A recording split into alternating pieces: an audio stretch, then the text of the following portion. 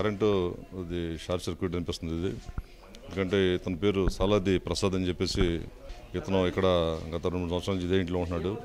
ఈరోజు మార్నింగ్ అతను ఇక్కడ ఇంటి కింద బట్టలు ఉతుకుంటుంటే వాళ్ళ వైఫ్ ఇనుప వైర్ మీద వేసిన బట్టలు తీసుకున్నప్పుడు గత రాత్రి పడిన వర్షం వలన కరెంట్ షాక్ కొట్టడంతో ఆవిడ గట్టిగా అరవడం జరిగింది.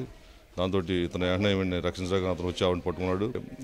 వీళ్ళిద్దరు గట్టిగా కేకలేయడంతో వాళ్ళ బంధువుల అమ్మాయి కూడా ఇంట్లో ఉంది. ఆవిడ కూడా పరిగెత్తుకొచ్చేయాలని లాగడానికి ప్రయత్నం చేస్తే ఆవిడ కూడా కరెంట్ షాక్ కొట్టి ముగ్గురు కూడా చనిపోవడం జరిగింది. వీళ్ళు దుర్గాప్రసాద్ను ఆమె పేరు ఏదో ఉంది, ముత్యాలమ్మ ఏదో ఉంది. వీళ్ళు మరి ఆ దుర్గాప్రసాద్ మరి ఇక్కడ బట్టలు తూతున్నాడు అంటే వాళ్ళ అరుపులిని ఈయన పరిగెత్తాడు. ఆమె కరెంట్ షాక్ గురైంది.